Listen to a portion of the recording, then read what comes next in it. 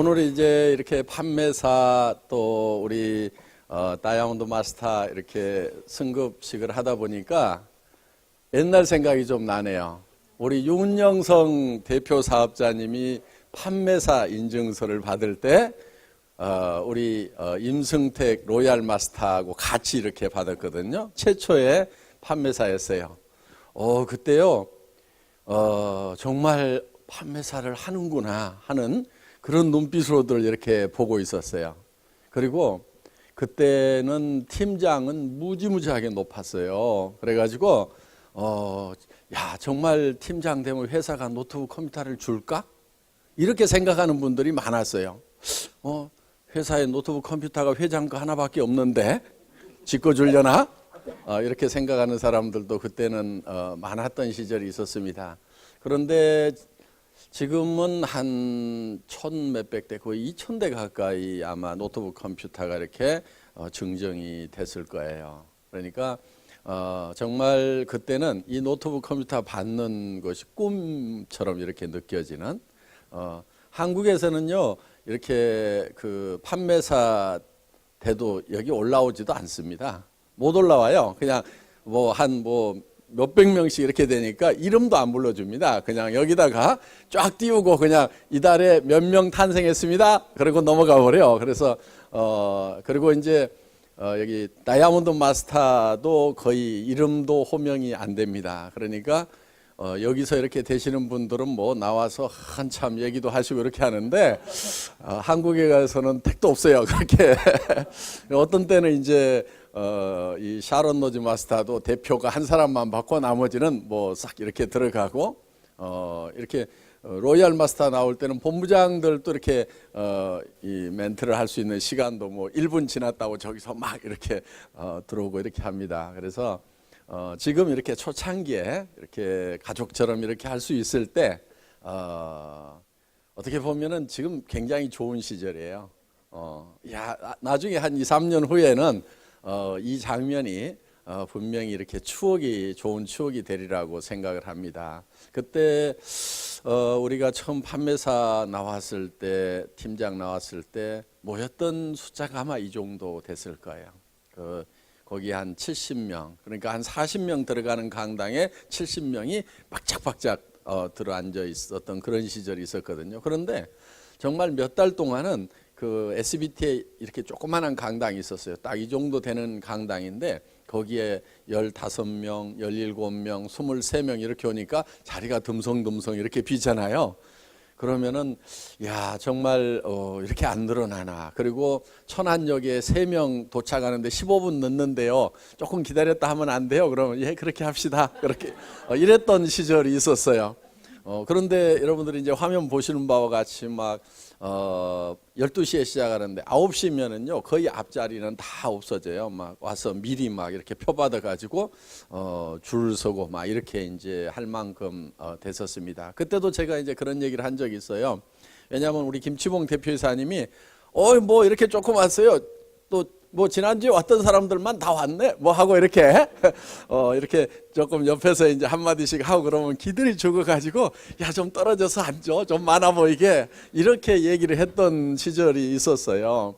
그런데 제가 그때 뭐라고 그랬냐면은 아마 1년 2년만 지나면은 이 자리가 차고 넘쳐가지고 이 리더들 강의 들었던 사람들은 다 일어나세요, 신규만 앉으세요 하고 막 밖으로 쫓아내고 하는 그런 현상이 있을 거라고. 그러니까 이렇게 자리 듬성할 때가 좋은 시절인 줄 알아라고 하고 얘기를 했는데 그게 1년도 못 가서 이제 그런 현상이 생기기 시작을 했어요. 그러니까 여기 계시는 분들도 아마 틀림없이 그렇게 되리라고 생각을 합니다. 그런데 이제 생각을 잘 하셔야 돼요. 내 산하에 있는 사람들로 그렇게 채워지느냐 아니면은 옆 동네에 있는 사람들로 그렇게 채워지고 나는 어차피 나 혼자 하거나 몇 사람 와서 옆에서 구경만 하고 있고 그러면은 이제 그렇게 벅작거려 봐야 자기하고는 별 상관없는 일이 되어버리는 겁니다. 그래서 여러분들이 그렇게 될 수 있다고 생각을 하고 믿고 이렇게 부지런히 뛰시는 분들은 틀림없이 그렇게 되리라고 생각을 합니다.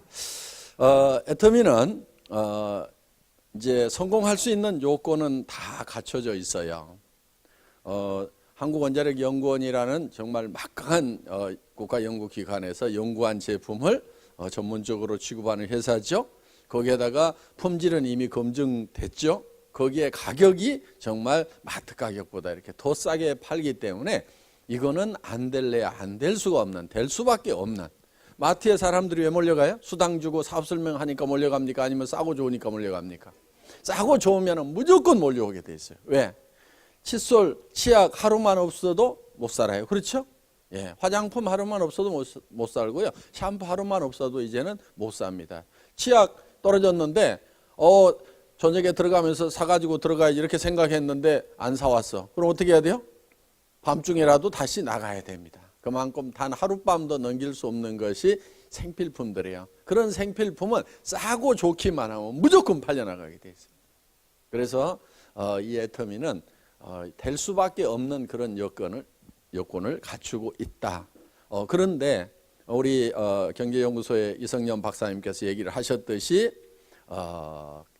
누구나 다 회원 등록했다고 성공하는 것은 아니고 자기의 시간을 투자를 해야만 된다 하는 겁니다. 그래서 여러분들이 시간 투자를 하시는데 평생 돈을 번다고 생각을 하는 사람은 대개 돈을 못 버는 사람이에요. 그러니까 부자하고 가난한 사람의 사고의 틀이 좀 다른데 평생 자기가 돈을 번다고 생각하는 사람은 대부분 끝까지 가난한 사람이에요. 돈은 일정 기간 안에 딱 벌고 돈 버는 문제를 해결을 해버려야 됩니다. 그래서 평생 쓸 수 있는 돈을 3년에서 5년 동안에 벌어야 돼요. 그렇지 않으면은 계속해서 돈이 들어올 수 있는 시스템을 3년에서 5년 안에 만들어 놔야 돼요. 그렇지 않으면은요, 3년에서 5년 안에 그것이 구축이 안 되는 일은요, 때려치우세요. 다른 걸 하시는 게 나아요. 여기 계시는 분들 중에도 왕년에 돈 좀 벌어보고 부자 돼보셨던 분들이 있다고 하면은 어때요? 돈은 벌릴 때 바짝 확 벌리죠. 그렇죠? 부자들은 다 그렇게 해서 부자가 됐어요. 그러니까 꾸준하게 벌다고 하는 사람은 겨우 먹고 사는 문제는 해결을 할 수 있을지 모르지만 절대로 부자는 안 돼 있어요. 그래서 돈은 일정 기간에 확 버는 거예요. 어떤 시스템을 딱 만들어 놓는 거예요. 그렇게 해서 그 다음부터는 내가 일하지 않아도 계속해서 돈이 벌린다거나 아니면 일하는 것 자체가 이제는 즐거워서 하는 일이 되는 수준이 돼야만 된다 하는 거예요. 그러니까 이걸 하지 않으면 내가 큰일 난다, 생계가 위협을 받는다는 그런 압박감을 가지고 하는 것이 아니고 그냥 그대로 놔둬도 되는데 일하는 것 자체가 재밌다. 그래서 나는 계속한다. 그 수준은 괜찮은 수준이에요. 그래서 여러분들이 이제 개인적으로 이제 성공을 하셔야 되는데 실제로 보면은 많은 사람들이 성공을 합니까? 못합니까? 못하죠. 예, 대부분 사람들이 못하고 있어요. 어떤 통계를 보니까 이런 통계가 있어요. 대개 0세에서부터 시작해서 30세까지 일을 하고 보통은 60세까지 일을 하고 90세 정도까지 삽니다. 그러면은 이 30년 동안은 대개 준비를 하는 기간이죠. 공부하는 기간이죠. 대개 한 30년 정도는 일을 나름대로는 열심히들 합니다. 그리고 한 30년을 노후를 보통 보내게 되는데 이 60세쯤 됐을 때 30년 동안 준비하고 30년 동안 나름대로는 잘 살아보겠다고 열심히 일을 한 결과 통계를 내보니까 1%의 사람들만이 부자, 즉 성공자가 되어 있고 4%의 사람이 경제 문제를 해결을 했고, 그러니까 부자는 아니지만은 먹고 사는 데는 지장이 없는 거예요. 약 10%의 사람은 이제 은퇴를 해야 되는 나이인데도 생계를 위해서 하루하루 벌어먹기 위해서 계속 일을 해야 되는 이런 상황에 놓여 있고 15% 정도의 사람은 타계를 했더라 이거예요. 나머지 70%의 사람이 빈곤 상태에서 일도 없는 상황에서 노후를 맞이하게 되더라 하는 겁니다. 이게 오래전 통계이기 때문에 꼭 맞는다고 이렇게 볼 수는 없지만은 개략적으로 공감이 가는 부분은 있습니다. 그래서 정말 많은 사람이 성공을 하려고 그러는데 5% 사람만이 성공을 하고 실제로 95%의 사람들은 인생이 실패가 되더라 하는 거예요. 그럼 왜 이렇게 많은 사람들이 실패를 하는가? 결국 30년 동안이나 준비를 하고 30년 동안이나 나름대로 잘 살아보겠다고 악착같이들 살았는데 왜 이렇게 많은 실패자가 나오는가 하는 거예요. 여기 미국에 카네기라는 사람이 있었습니다. 철공왕. 그런 아주 가난한 집의 아이로 태어났어요. 그런데 아주 부자가 됐습니다. 자기가 다시 가난한 집의 아이로 태어난다고 하면은 자기는 다시 부자가 될 수 있겠는가를 생각해 보니까 자기는 100% 부자가 될 수가 있는 거예요. 그리고 다른 사람들을 보니까 부자가 될 수가 있는데도 부자가 되지를 못하고 있는 모습을 발견을 한 거예요. 자기는 다시 가난한 집의 아이로 태어난다고 하더라도 100번을 태어나도 100번 다 부자로서 생을 마칠 수가 있더라 하는 거예요. 그거는 어떻게 하면 성공을 할 수 있는지, 어떻게 하면 부자가 되는지 하는 성공의 법칙을 본인은 알고 있었던 거예요. 많은 사람들이 인생을 실패를 하는 이유가 어떻게 성공하는지 그 성공의 법칙을 모르고 있고 학교에서는 더더욱 가르치지 않았고 그래서 어떻게 성공하는지를 모르고 있더라 이거예요. 그래서 이 성공의 법칙이라는 것을 알면은 누구든지 성공을 할 수가 있겠다. 그래서 자기가 알고 있는 이 성공의 법칙을 많은 사람들에게 좀 알려줘야 되겠다 해서 나폴레옹 힐이라는 청년을 선택을 해서 앞으로 20년 동안 이 성공의 법칙을 집대성을 하라고 얘기를 합니다. 그런데 이 성공의 법칙이라는 것은 이 법칙대로만 하면은 성공을 하는 거예요. 성공을 하는데 그럼 이 법칙이라는 것은 누가 아무렇게나 정한다고 해서 법칙이 되는 것은 아니다 하는 겁니다. 마치 어떻게 보면은 북쪽은 이미 정해져 있습니다. 오늘 여기 뉴저지에 오다 보니까 전 지금 동서남북이 헷갈려요. 북쪽이 어디죠? 북쪽을 한번 가르쳐 보세요. 북쪽이 이쪽이에요? 그런데 저쪽이라는 분도 있어요.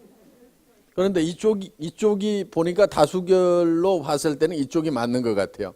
그래서 오늘부터는 이쪽을 북쪽이라고 하겠습니다. 그렇다고 꼭 이쪽이 북쪽인지 아닌지는 모르는 거예요. 자, 뭘 가지고 확인을 해야 됩니까?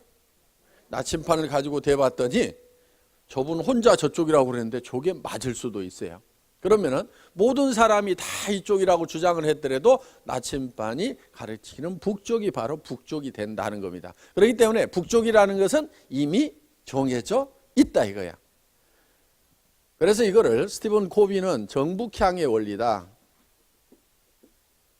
이렇게 얘기를 했습니다.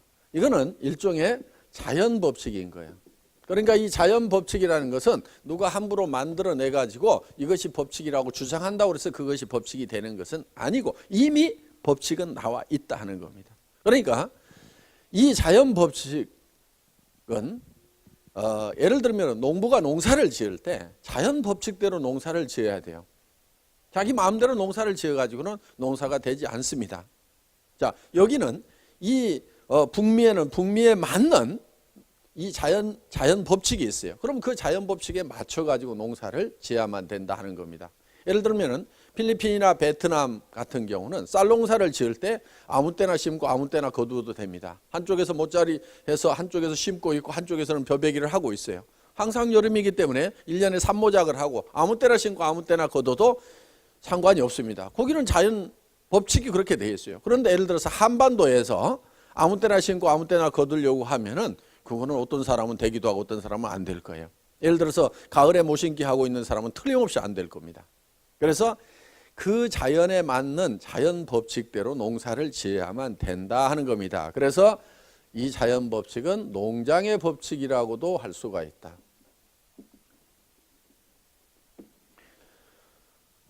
그러면은 우리가 이 성공의 법칙이라는 것을 농장의 법칙에 비유를 해가지고 한번 정리를 해보자 하는 거야. 그러면 농부가 맨 먼저 하는 게 뭡니까? 농부가 맨 먼저 하는 게 예, 어떤 분은 밭갈이를 한다, 어떤 분은 씨를 뿌린다. 아니다, 그보다 먼저 해야 될 게 있다. 농자금을 준비하는 거다. 어떤 사람은 아니야, 농기구를 사와야 밭갈이를 하든지 말든지 할 거 아니냐. 이렇게 여러 가지 얘기들을 하는데요, 실제로 농부가 맨 먼저 하는 것은 무엇을 얼마만큼 거둘 것인가를 결정하는 거예요. 농부가 맨 먼저 하는 것은, 자, 쌀 10가마를 거둬야 되겠다, 아니면 밀 20가마를 거둬야 되겠다. 거기에 따라 가지고 밀밭을 만들 거냐, 물론을 만들 거냐, 아니면 고구마 2가마를 거둬야 되겠다. 그러면은 거기에 맞춰 가지고 고구마 씨앗을 준비를 할 건지, 고구마를 갖다가 심지요? 그러면 싹 나면 그걸 옮겨 심죠? 그렇게 할 건지, 벼를 갖다 심을 건지, 밀을 갖다 심을 건지는 무엇을 얼마만큼 거둘 것이냐에 의해서 결정이 된다 하는 겁니다. 그래서 농부가 가장 먼저 하는 건 뭐예요? 예? 예. 무엇을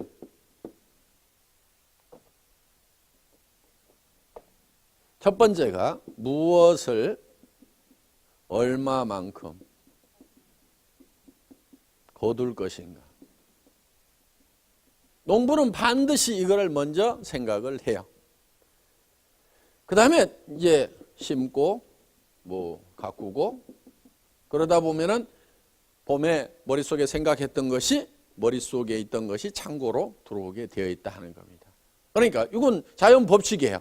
그러면은 우리가 성공을 하려고 하면은 성공도 마찬가지로 내가 무엇을 내 인생에서 얼마만큼 거둘 것이냐, 즉 내가 어떤 사람이 될 것이냐 하는 거예요.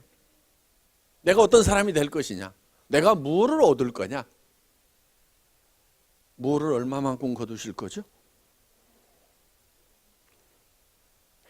그런데 이런 질문을 받으면 되게 좀 막연합니다.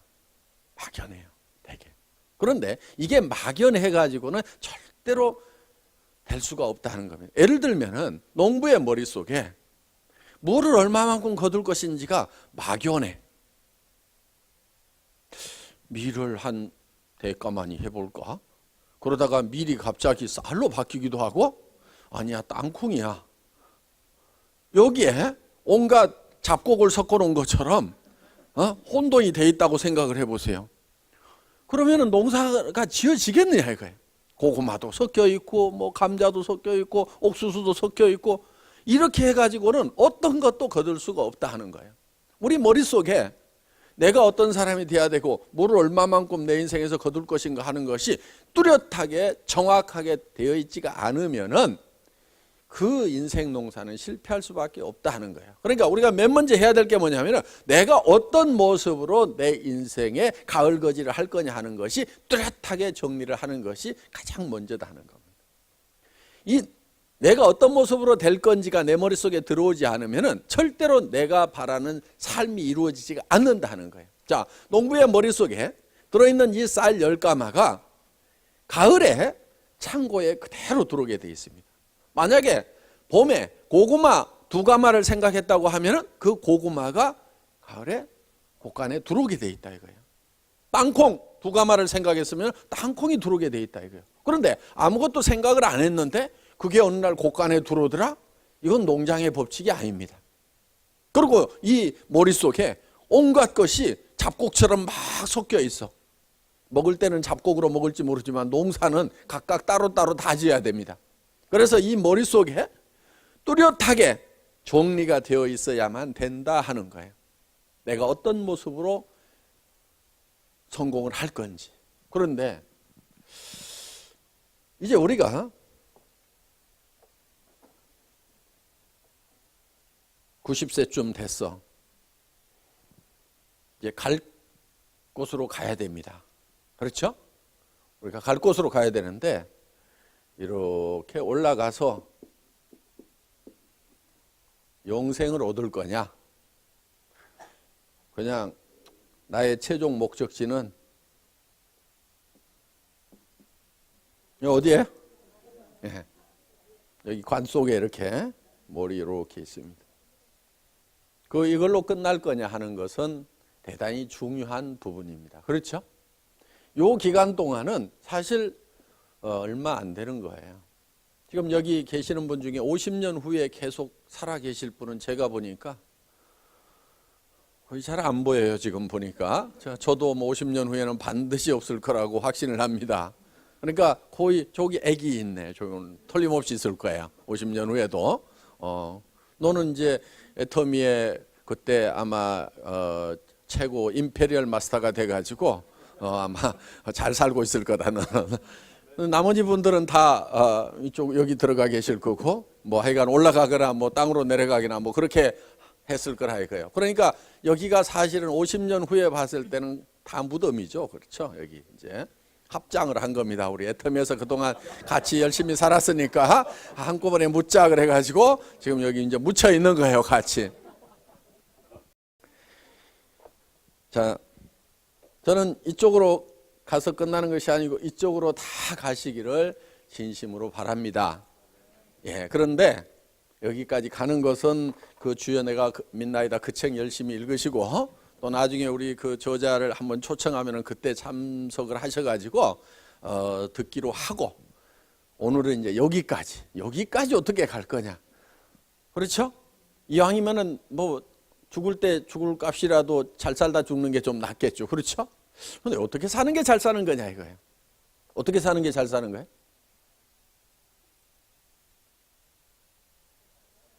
참 막막하죠. 네. 저는 이렇게 생각을 해봅니다. 내가 정말 나는 여한이 없다. 여한이 없다. 근데 이 한이 남은 한이 여한이 있죠. 이 한이라는 것은 원하는 것을 하지 못하면 한이 맺혀요. 보통 우리가 원한 이렇게 붙여가지고 하지만은 원하는 것을 다 하면은 한이 안 맺히고 원하는 것을 다 하지 못하면은 한이 맺히도록 이렇게 되어 있어요. 그러면은 내가 원하는 게 뭔지를 찾아가지고 이거를 다 하면은 한 없는 삶, 여한이 없는 삶을 살 수가 있다 하는 겁니다. 그럼 원하는 게 뭐예요? 행복한 거. 예, 어떻게 하면 행복해지죠?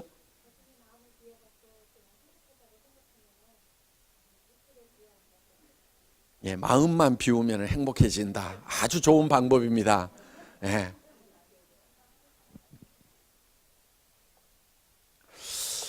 견해가 다 차이가 있을 것 같아요. 차이가 좀 있는데 이렇게 하는 방법이다 저렇게 하는 방법이다 있는데 우리가 이 원하는 것이 무엇인지 상당히 복잡하고 많습니다. 이것도 원하고 저것도 원하고 돈만 있어도 되는 것 같지는 않아요. 그런데 왜 원하는 것이 많은가 봤더니 사람이 생기기를 복잡하게 생겼어요. 사람이 어떻게 생겼냐면요. 첫째는 몸이 있어요. 몸. 요게 육이 있죠. 육. 그런데 이 육은 우리가 사는 집이라고 그랬어요. 그런데 이 집이 원하는 게 있어요. 이 집이 원하는 것은 건강하게 오래 살며 풍요롭게 살고 싶은 욕구를 가지고 있어요. 먹을 거 입을 거 살 집은 다 몸을 위한 거예요.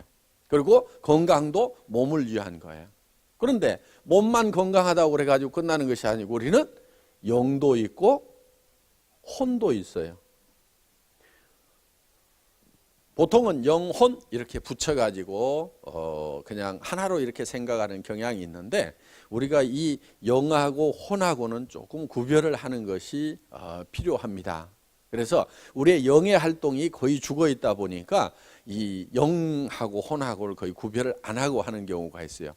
쉽게 얘기를 하면요. 우리가 컨트롤 가능한 것은 혼의 영역이고 컨트롤이 잘 안 되는 부분이 있어요. 이런 부분이 영의 부분이라고 생각을 하시면 돼요. 예를 들면은 영의 활동은 양심 같은 거 이런 거예요. 양심. 양심은 자기가 마음대로 컨트롤 됩니까? 안 됩니까? 잘 안 되죠? 도둑놈은요, 양심이 없으면 직업상 굉장히 편할 거예요. 그런데 그 양심이라는 것이 있어가지고 이 직업에 방해가 많이 됩니다. 그러니까 자기가 컨트롤이 잘 안 되는 거예요. 이런 부분들이. 그리고 또 어떤 시간의 개념, 영원을 생각하는 이런 부분들, 이런 것은 영적인 부분들이에요. 예를 들면은 동물은 영이 없어요. 그러다 보니까 시간에 관한 개념이 거의 없습니다. 동물은. 그러니까 개나 원숭이가 늙었어. 아, 이제 내 견생이 끝나가는구나 하고 고민하고 있는 개 혹시 보셨어요? 전혀 고민 안 합니다, 그냥. 그래서 거기는 이제 이 혼하고 육만 있어요. 이게 편하고 이거 주인이 이렇게 쓰다듬어 주고 그러면은 그냥 꼬리 흔들고 그냥 좋아합니다.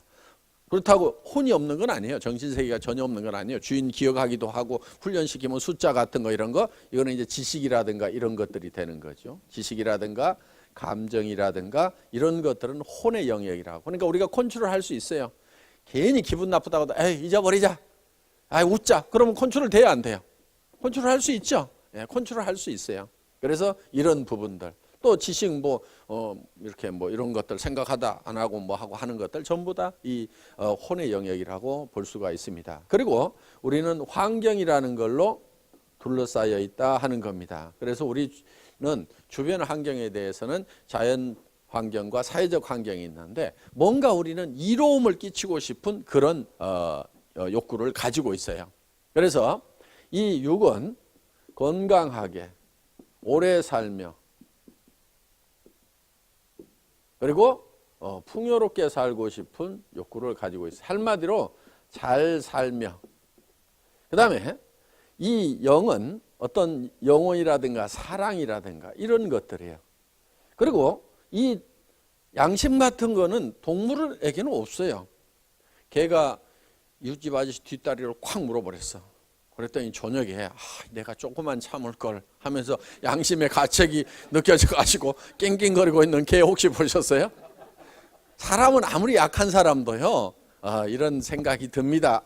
내가 좀 참을 거 이렇게 생각이 들지만은 개나 이런 짐승들은요 전혀 이 양심이라는 게 없어요. 그래서 이 양심이라는 것은 하나님이 창조주가 우리 속에 넣어놓은 하나님의 등불이다 이렇게 돼 있어요. 그러니까 이 양심의 불빛에 의해 가지고 우리가 이 선악을 이렇게 구별하도록 이렇게 되어 있습니다. 그런데 이 양심을 자기가 자꾸 무시하면은 이 양심도 희미해져요. 그렇다고 없어지는 건 아닌데 희미해지고 양심의 소리가 점점 적어지는 것은 사실이에요. 그런데 이 양심에 따라서 양심에 충실하면은요 양심의 소리가 굉장히 커집니다. 그래서 우리가 이제 이 양심적인 사람이 되는 겁니다. 그래서 우리는 이 영은 사랑하고 사랑받고 싶은 그런 욕구도 가지고 있어요. 그 다음에 우리는 이 미지의 세계에서 알고 싶은 배우고 싶은 지적 욕구를 혼은 가지고 있습니다. 그리고 사회와 이 자연에 대해서 우리는 공헌하고 싶은 삶을 살고 싶은 욕구를 가지고 있어요. 그래서 이 네 가지가 골고루 다 만족이 되어야만이 우리는 여한이 없는 삶을 살 수가 있다 하는 겁니다. 예를 들면은 이런 거예요. 아이고 내가 건강하지 못해갖고 비실비실 살았어. 한이 맺혀 안 맺혀? 맺히죠? 얼마 살지도 못하고 죽었어. 맺혀 안 맺혀요? 맺히죠? 그 다음에 맨날 찢어지게 가난하게만 살았어. 한이 맺혀 안 맺혀? 맺히죠? 내가 그냥 양심불량만 하고 살았어. 한이 맺혀 안 맺혀요? 맺히죠? 죽을 때 되면 다 그래요. 그리고 내가 사랑하는 사람도 없고 날 사랑해 주는 사람도 없어. 그 다음에 나는 못 배웠어. 한이 돼요 안 돼요? 되죠? 그리고 맨날 불같이 화가 나가지고 남이나 미워하고 그냥 속이 막 부글부글 끓어가지고 그냥 이렇게 평생을 살았어. 남을 용서 못하고 막 미워하고 살았어. 그런데 죽을 때 되면은 그게 후회가 돼가지고 전혀 그럴 것 같지 않던 사람이 이렇게 이제 남한테 사과도 하고 이렇게 하는 경우가 있죠. 그래서 갑자기 사람이 변하면은 죽을 때가 된 모양이다 이렇게.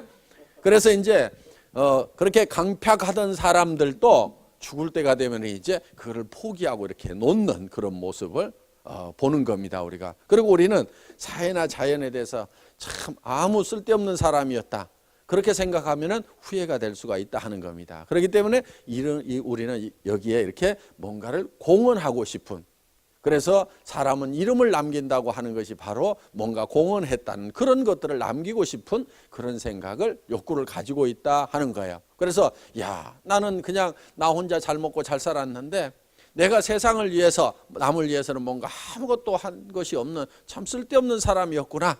그렇다고 하면은 자기가 이제 후회가 돼서 마지막에 이제 사회에 기부도 하고 뭣도 하고 막 이렇게 이제 바로 그 마지막 가면서 자기 원하는 것을 채우는 일을 하고 있다 하는 겁니다. 그래서 이 네 가지 요소가 골고루 다 갖춰져야만 돼요. 그래서 이 네 가지를 골고루 갖춘 삶을 우리는 균형 잡힌 삶이다. 이렇게 정의를 할 수 있다 하는 겁니다. 우리의 삶의 목표가 균형 잡힌 삶이 되어야만 한다 하는 거예요. 그래서 이렇게 균형 잡힌 삶을 살아가는 내 모습을 그려야만 된다 하는 겁니다. 이것이 목표가 되어야 된다는 거예요. 그런데 이 네 가지가 각각 떨어져 있는 것이 아니고 한데 얽혀 있어요. 자, 어떻게 보면 이렇게 이제 돼 있다고 볼 수가 있습니다. 우리가 육이 있어요. 육은 뭐를 요구한다고요? 잘 살며. 그렇죠? 우리의 영은 사랑하고, 그리고 혼은 배우고, 우리의 환경에 대해서는 공헌한다. 이 네 가지가 한데 얽혀 있다 하는 겁니다. 이거를 각각 떼놓고 생각하면은 사실 별게 아닐 수도 있어요. 예를 들면, 아이고 뭐 잘 살면 뭐해? 아이고 뭐 집 크면 뭐해? 뭐 아이고 뭐 사랑하는 자식도 뭐 아이고 자식도 별거 아니야. 뭐 이런 식으로 이제 뭐 다 이렇게 떼놓고 보면 아무것도 아니에요. 그런데 이게 얽혀 있다 하는 거예요. 이렇게 우리가 잘 살아야 되는 이유는 사랑하는 사람들이 있기 때문에 우리가 반드시 잘 살아야만 되는 거예요. 예를 들어서 내가 집 한 칸 마련하느라고 평생을 고생을 했다. 여러분들 먼슬리 페이먼트 계속 하느라고 힘들잖아요. 그냥 100% 다운페이 해버렸다. 내 집이다. 그럼 어때요? 내 자식한테는 그 집을 물려주고 싶고, 정말 내 자식들은 집 때문에 고생을 안 하고 살았으면 좋겠다. 그러니까 내가 이 잘 살려고 하는 것 중에는 정말 내가 평생 고생했던 이 문제를 자식은 대물림을 하지 않았으면 좋겠다. 사랑하는 자식이 있기 때문에 우리는 그렇게 하고 싶다 하는 겁니다.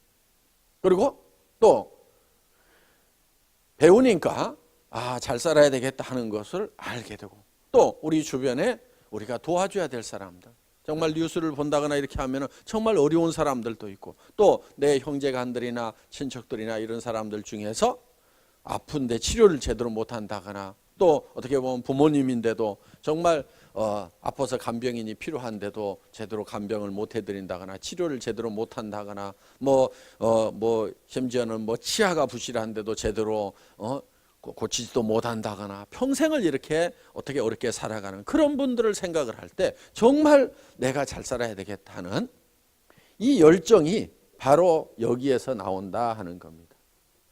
간경화 환자들이 이제 식도출혈로 그래서 많이 죽는 겁니다. 그런데 내시경을 쑥 넣어가지고 모니터 이렇게 보여주면서, 야, 이거 이렇게 부풀기 시작하고 벌게졌는데 이거 터지면 가. 그런데 나는 여기까지 간 사람 중에 내 기술로는 살려본 적이 없거든.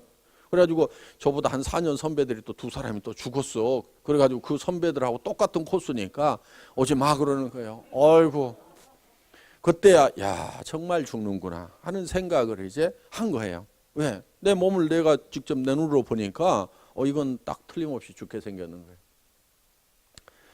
그래서 그때 인생 정리를 참 많이 했습니다. 그래서 이제는 떠나가야 되는구나. 그러니까 마음속에서 이제 떠나갈 준비를 하는 거예요. 남자들 제일 걸리는 게 뭐죠? 떠난다고 그러면 초자식. 그렇죠? 예.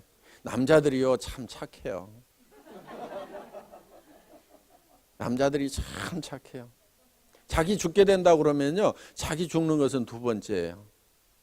가족들 걱정을 더 합니다. 남자들마다 다 그래요. 그러니까요, 지금 이렇게 우리 남편은 참 나한테 관심 있는지, 가족에 관심 있는지 없는지 모르겠어 하고 불평불만 가지고 계시는 분들이요, 그 불평불만 하지 마세요. 그 남자의 깊은 속이 있어요. 여자들보다 속이 더 깊어요. 남자들이 속 없는 것 같은데요, 그 깊은 내면에 들어가면은요, 자기보다도 가족을 더 사랑하는 마음 다 가지고 있어요. 여자들이 그걸 잘 몰라요. 그렇죠?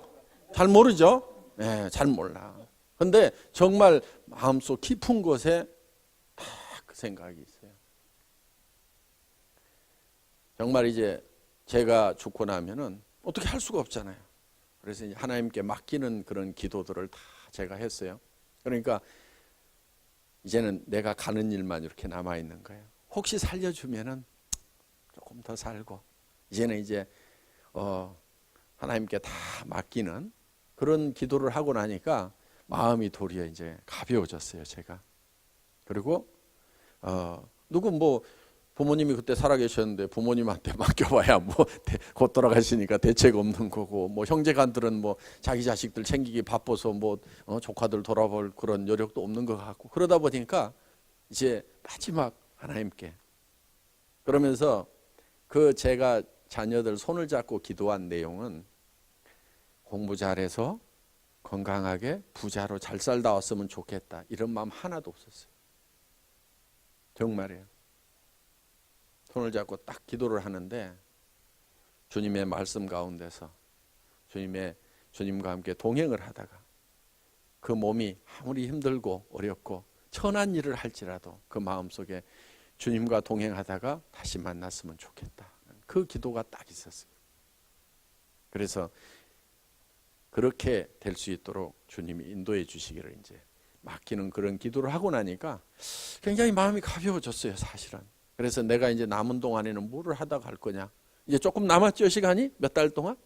몇 달 동안 남은 동안에 이제 카운트다운에 들어간 거예요, 사실은. 그래서 몇 사람 좀 전도나 하다 가자.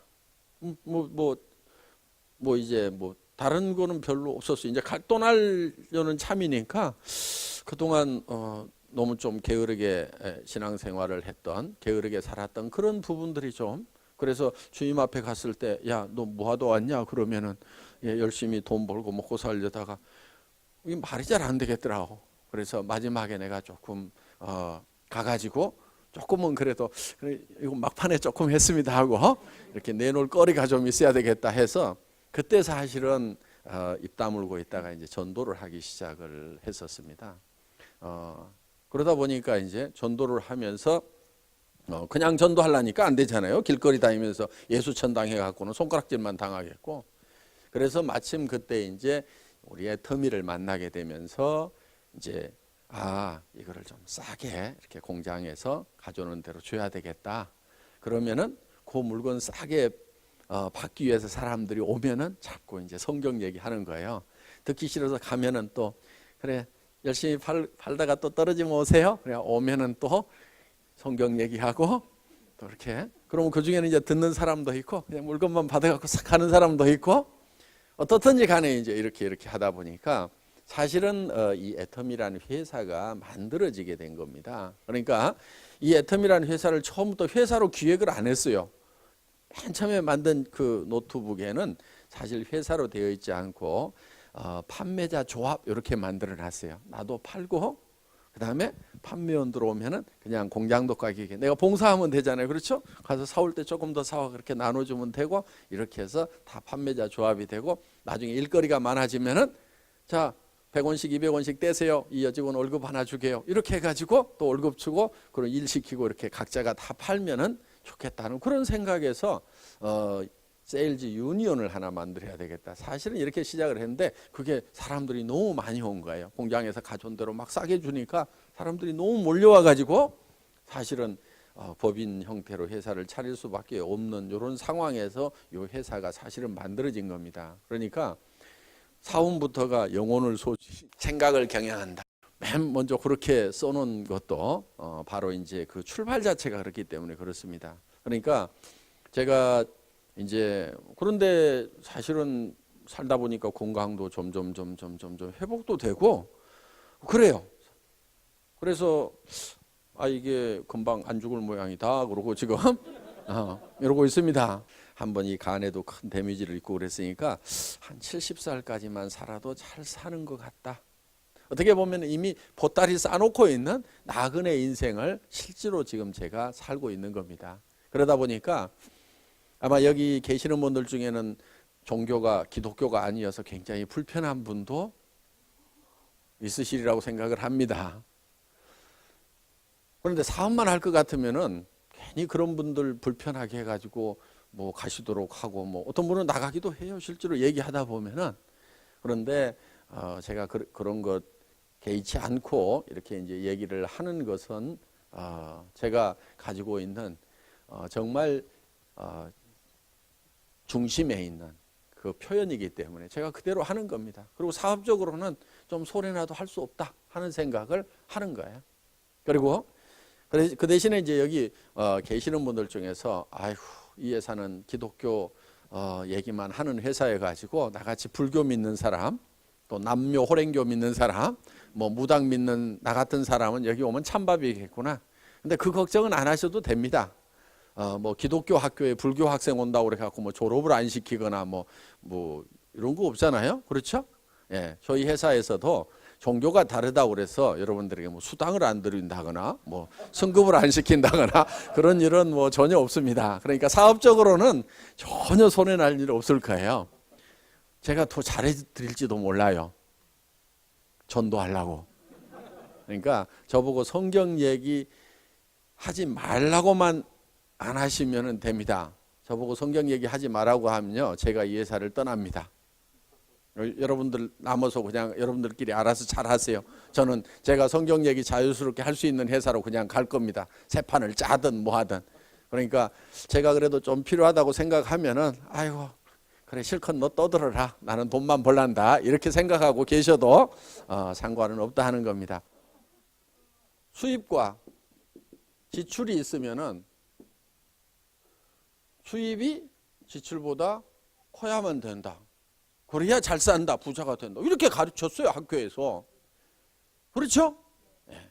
그런데 이대로 사는 사람들, 수입에 맞춰가지고 지출하고 있는 사람 치고 잘 사는 사람을 못 봤어요, 제가. 맨날 그렇게들 살아요. 적은 수입을 어떻게든 아등바등 쪼개가지고 그 수입에 맞춰갖고 지출을 하고 있는 사람들이 있어요. 그 사람들은요, 부자가 안 돼요. 죽지는 않지만은 부자가 안 돼요. 그럼 어떻게 해야 되느냐? 이렇게 해야 돼요. 지출을 어떻게 할 건지를 먼저 다 적어요. 그랬더니 최소한 2만 불이 나왔어. 그러면은 여기에 맞춰가지고 2만 불짜리 일자리를 찾으면 되는 거예요. 요게 부자 되는 방법이에요.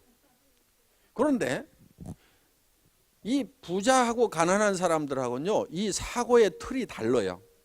가난한 사람들은 어떻게 생각하냐면요, 큰 돈을 버는 것은 힘이 든다고 생각을 해요. 자, 한 달에 5천 불 버는 것보다 5만 불 버는 것은 10배나 힘이 든다고 생각을 해요. 나는 5천 불만 버는 것도 힘이 드는데 5만 불, 아이고 나는 기절해. 이렇게 생각들을 해요. 그런데 실제로 돈을 벌고 부자들은요, 그렇게 생각을 안 해요. 자, 물어보세요. 한 달에 5천 불 벌고 있는 사람한테 돈 버는 게 힘들어요, 힘 안 들어요 물으면 뭐라고 대답해요? 다 힘들다고 얘기해요. 5만 불 버는 사람한테 한번 물어보세요. 돈 버는 게 힘들어요 물어보면요, 아니요, 뭐 할만해요, 다 이렇게 얘기해요.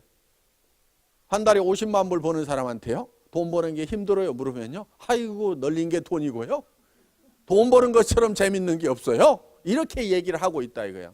그런데 가난뱅이들의 사고방식은 뭐냐면 돈을 많이 버는 것이 힘들다고 생각을 하는 거예요. 그러니까 절대로 이런 지출 계획을 먼저 안 짜고 뭘 해야 하냐면 수입에 맞춰가지고 악착같이 거기에 맞춰서 지출을 하고 있다는 거예요. 그러니까 학교에서 가르쳐 주는 거 가지고요, 그대로 해서 부자가 되는 것은 아니에요. 한때 대한민국은 저축을 해라 막 할 때 미국은 무슨 얘기가 나왔냐면은 뭐라고 얘기했죠? 소비가 미덕이라는 얘기가 있었어요. 그때 이해가 잘 안 갔어요. 왜 소비가 미덕이라고 그러냐? 우리나라에서는 저축을 강조하고 막 포스터 붙이고 뭐하고 학생들한테 다 통장 하나씩 만들라고 이렇게 했을 때. 그런데 지금 와가지고 대한민국도 소비가 문제가 되는 거예요. 소비가 미덕이라고 얘기를 하는 거예요. 그거는요, 개인 경제를 중심으로 해서 하는 얘기가 아니에요. 고시경제를 중심으로 해갖고 얘기를 하기 때문에 그런 얘기가 나오는 거예요. 그때 미국은 이미 공장 다 지어놓고 물자가 넘쳐나니까 공장을 돌리려면 소비를 해줘야 되는데 소비를 안 하고 있으니까 이게 문제가 된다 이거예요. 지금 일본이나 미국이나 한국이나 다 뭐가 문제냐면 소비가 문제인 거예요. 그래서 이게 소비가 안 돼가지고 지금 학자들이 골머리를 앓고 있는 거예요. 그러면은 지금 개인이 성공하느냐 안 하느냐에 국가는 별 관심이 없어요. 어디에 관심이 있냐면은 국가 경제가 돌아가느냐 안 돌아가느냐, 여기에 포커스를 맞춰가지고 모든 정책들을 지금 발표를 하고 가르치고 있단 말이에요. 그래서 대한민국도 이미 공장 다 지어놨으니까, 우리가 처음에는 공장 지을 돈이 없으니까 저축을 강조를 했어요. 그런데 그때 저축해가지고 부자 된 사람보다는요, 저축한 돈 빚내다가 공장 차린 사람들이 다 부자 됐어요. 그렇죠? 그러면은 저축하라고 그럴 때 뭘 했어야 돼요? 빚을 졌어야 돼요. 빚을 졌어야 돼. 그 사람들이 지금 다 재벌되고 회장들이 다 됐단 말이에요. 그 돈 빚내다가 공장 차리고 난리치고 땅 사라고 했던 사람들이. 그러니까 저축을 하면 안 됐어요, 그때. 지금 이 부자의 사고의 틀하고 가난한 사람들의 사고의 틀 차이 때문에 이게 부자가 되고 가난뱅이가 되고 하는 거예요. 그건 능력 때문에 그러는 거 아니에요. 그러니까 나는 공부 못해가지고 부자가 못됐다, 그래서 내 자식이라도 공부를 잘해야 된다고 악착같이 자녀들한테 스트레스 주고 있어봐야 그거 별 답 안 나옵니다. 어차피 웬만큼 공부 잘해도 100놈 중에 한 놈밖에 취직 안 되고 나머지 99명은 취직 안 되는 세상이에요. 우리가 어떤 생각의 틀을 좀 바꿀 필요가 있다 하는 겁니다. 그래서 우리는 정말 잘 살아야 돼요. 잘 살아야 됩니다. 그런데 이 잘 살아야 되는 이런 균형 잡힌 삶을 살아가는 내 모습이 한편의 영화처럼 내 머릿속에 그려져야 되는 거예요. 이 머릿속에 그려져야 되는 거예요. 자, 이게 머릿속에 그려져야만이 튀어나와요. 농부가 쌀 10가마를 봄에 머릿속에다 그려 넣었죠. 그게 튀어나와 가지고 가을에 곡간에 들어가는 거예요. 농부는 반드시 뭐를 얼마를 거두겠다는 것이 머릿속에 들어있어요, 안 들어있어요? 들어있어요. 반드시 들어있어요. 어떤 농부들이 다 들어있어요. 그래서 농장의 법칙대로 농사를 짓기 때문에 대부분의 농부들이 농사에 성공을 합니다. 가끔 풍수해가 있고 그래가지고 뭐 2% 5% 뭐 망치는 사람들도 있지만은 농사 지으면 어때요? 대부분 다 목적한 만큼을 대부분 사람들이 다 거둬들이고 있다 하는 거예요. 자, 우리도 성공의 법칙대로만 살면은 대부분 사람들이 다 성공을 할 수가 있어요. 뭐 갑자기 뭐 병에 들거나 사고를 당하거나 하는 뭐 우연히 그런 일을 당하는 경우도 있겠지만은 대부분의 사람들은 다 성공을 해야 된다 이거. 그런데 성공을 하는 데 있어서 그 요건이라는 것을 보니까 꼭 머리가 좋아야만 성공하느냐, 그것도 아니더라 이거예요. 머리 나쁜 사람도 성공을 하더라. 학교를 많이 다녀야 되냐, 그렇지 않은 사람들도 성공자들의 속에는 있더라 이거예요. 또 건강해야만 성공하느냐, 그렇지 않은 사람도 있더라 이게. 예를 들면 루즈벨트 같은 경우는 아주 중증 장애인이었잖아요. 그런 사람도 성공을 하는 거예요. 휠체어만 타고 다니는 사람도. 아주 뭐 에디슨 같이 학교 몇 달 안 다닌 사람도 성공자가 되더라 이거예요. 그래서 그런 이제 성공자들을 쭉 한 500여 명을 분석을 해보니까 공통점이 있었어요. 그 머릿속에 뭔가 확실하게 그리고 있는 게 있더라 이거예요. 그래서 우리 머릿속에도 그거를 그려 넣어야만 된다 하는 겁니다. 그래서 성공한 내 모습을 내 머릿속에다 그리지 않으면은 성공자로 튀어나오지가 않아요. 내가 성공한 모습은 어디서 튀어나오면 내 머릿속에서 튀어나오게 돼 있는 거예요. 머릿속에 원하는 삶이 딱 그려져 있지 않으면 3년, 5년 후에도 똑같은 혼돈 상태에 있을 거예요. 내 머릿속에 그리고 있는 나의 모습이 희미하고 또 정확하게 정리가 되어 있지 않다 하면은요, 3년, 5년 후에도 틀림없이 그런 삶을 살고 있을 거예요. 왜? 보이지 않는 데서 튀어나오는데 이 머릿속에 혼돈 상태에 내 모습이 그려져 있으면 3년, 5년 후에도 혼돈된 삶을 살고 있다 하는 거예요. 그러면은 3년, 5년 전에 그리지 않았으면 지금 그려야 되는 거예요. 그러면 3년, 5년 후에는 틀림없이 내 머릿속에 그리는 삶이 내가 살고 있는 삶이 된다 하는 겁니다. 정말 그런 삶을 사는 모습을 우리 머릿속에 한번 그려보자 하는 거예요. 돈 때문에 막 찌들려가고 사는 것이 아니고 빚 싹 갚아버렸고 그 다음에 먼슬리 페이먼트 하는 거 다 없어졌고 그리고 통장에 그냥 몇십만 불 이렇게 들어있고 그래서 뭐 아이고 한 1, 2년, 2, 3년, 한 5년은 막 그냥 인컴 없어도 그냥 푹 마음 놓고 쉴 수 있다. 그런데 계속 우리는 한 달에 6번 수당 들어오잖아요. 계속 이렇게 들어오니까 아이고 그 돈 다 쓰지도 못해 그냥 뭐 쌓여 있겠지 뭐 돈에는 별 관심 없고 이렇게 살아갈 수 있는 삶의 모습을 한번 그려보자 이거예요. 그런데 그게 먼 나라 얘기가 아니고 우리 애터미 안에도 이미 그런 삶을 살고 있는 사람들이 있어요. 시작할 때 보셨죠? 4천만 원, 5천만 원 들어오는 사람들. 이 사람들은 그렇게 살 수 있어요. 물론 워낙 깊이 지하층을 파고 들어가 가지고 지상층까지 올라오는데 한참들이 걸리더라고. 지금쯤은 좀 잘 살아야 되는데 1년, 2년 동안 빚 갚느라고 정신들이 없어. 그래서 워낙 이렇게 깊이 들어갔던 사람들이 이렇게 지상층까지 올라오는 데는 한참 걸립니다. 이게 이제 지금부터 조금씩 이렇게 이제 층수가 올라가는 것이 보일 거예요. 어떻든 그래도 다 월세 단칸방 살고 막 하던 사람들이 지금은 40평, 50평, 70평짜리 아파트들 샀는지 뭐 어떻게 들어갔는지 하여간 들어가서 살고들 있어요. 그러니까 좀 뭔가 이렇게 삶의 모습들이 조금씩 이렇게 달라져가는 그런 모습들이 실제로 보입니다. 그런데 그 사람들이 그런 모습이 되기 전에 3년 전, 4년 전에 이 석세스 아카데미에 와서 그걸 그려놨어요. 그래서 내가 정말 어떤 것을 배우고 또 사회적으로도 이렇게 기여를 하면서 살아가는 그런 모습. 이번에 우리 애터미에서 이제 그 바자를 했습니다. 그래서 거기에 이제 모아지는 성금을 가지고 IAEA 국제 원자력 연구소죠. 인터내셔널 그 애토믹 에너지 어소시에이션에서 이 팩트 프로그램이 있어요. 그래서 이 후진국의 암 환자 어린이들을 돕는 프로그램이에요. 그런데 이제 저희가 거기에 이제 기부를 하기 위해서 이렇게 바자회를 했습니다. 그런데 집에 있는 것들 가져와 가지고 다 싸게 팔았어요. 우선은 우리 주변 사람이 도움을 받아야 돼요. 그러니까 우리 애터미 회원 중에도 좀 어려운 분들이 있어요. 그래서 그분들이 예를 들면 뭐 5분의 1 가격에 10분의 1 가격에 사가니까 일단 도움을 받죠. 그리고 거기서 나온 돈들이 있어요. 그 돈이 이제 816만 8천 원이었는데 제가 이렇게 했어요.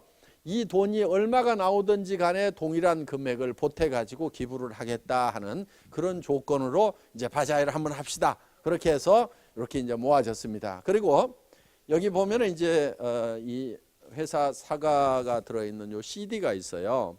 그래서 이거를 이제 15,000개를 만들었는데 이거를 2,000원씩에 팔았어요. 그리고 그 2,000원 전액을 기부를 하겠다.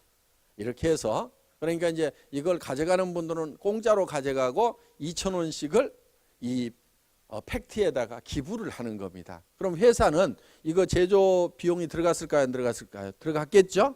그만큼을 우리가 또 회사는 기부를 하게 된다 하는 거예요. 이렇게 해서 3천만 원 정도를 이렇게 우리가 이제 기부를 할 생각을 가지고 있습니다. 그래서 정말 저는 그 우리 어린 암 환자들 정말 그 부모의 마음을 생각해 보면은 후진국에 또 엄마들이 되게 어리잖아요. 막 10대 후반, 20대 초반에 아기를 낳았는데 그 애가 또 하필 암에 걸리고 해서 정말 애달파는 그런 어린 엄마들의 이렇게 마음을 생각하면은 우리가 가까운 데서부터 돕는 것이 순서기는 하지만은 그래도 이런 그 IAEA에서 이런 일들을 하고 있으니까 또 원자력 연구원에서 연구한 그런 제품이 우리 회사 발전의 밑거름이 됐고 또 우리가 어떻게 보면 고마운 일이잖아요. 그 고마움의 표시로서 우리가 이걸 좀 해야 되겠다 해서 이런 이제 계획을 좀 세워 가지고 다들 너무너무 즐겁게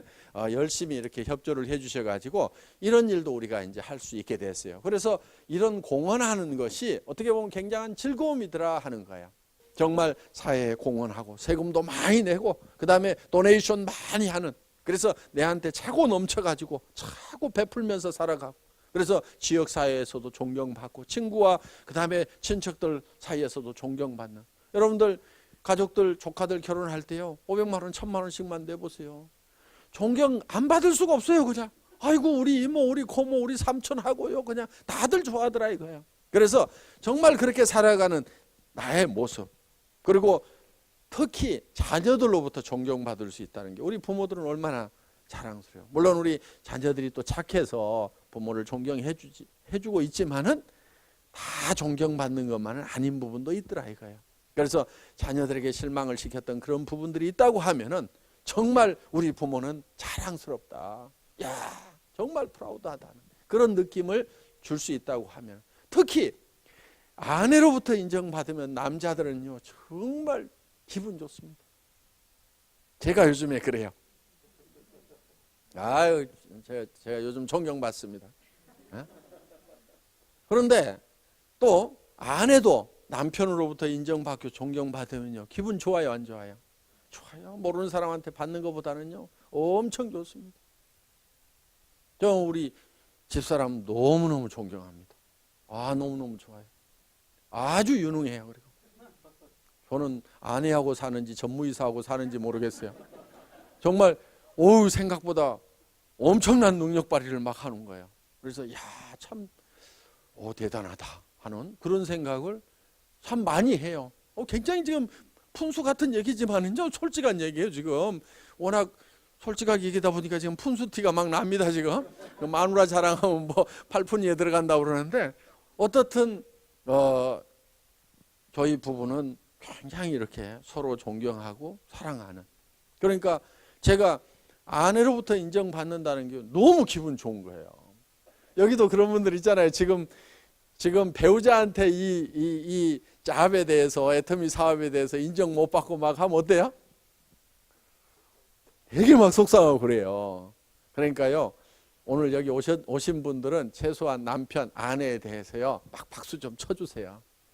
하다가 망할 값이라도 좀 하게 놔두세요. 좀 뭐 홀걸이 말리고 뭐 전에 다른 거 하면 뭐 얼마나 잘했어요. 뭐 하여간 우리가 좀 이 사랑하는 사람으로부터 인정받을 수 있다는 게 어떻게 보면 굉장히 자부심을 느낍니다. 그래서 정말 남편으로부터 존경받고, 아내로부터 이렇게 존경받고, 자녀들로부터 존경받고, 부모들이 막 자랑스러워하는 그런 형제간들이 정말 이런 형이 있어서, 이런 동생이 있어서 정말 의지가 된다. 내가 만약에 어떤 살아가다가 어떤 어려움을 겪더라도 나를 도와줄 사람이 있다는 거, 그게 얼마나 주변 사람들에게 이렇게 안정감을 주는지 모릅니다. 그래서 가족이나 친척들에게 이렇게 안정감을 줄 수 있도록, 저 형이 있으니까 내가 하다가 뭐 넘어지더라도 저 형한테 좀 기댈 수 있다. 그래, 내가 좀 잡아줄 수 있다. 이렇게 된다고 그러면요 굉장히 정말 살맛이 납니다. 그래서 정말 그렇게 살맛 나는 그런 모습, 그런 삶을 살아가고 있는 내 모습을 머릿속에다가 그려 넣어야 된다 이거예요. 오늘 강의 마치도록 하겠습니다. 수고하셨습니다.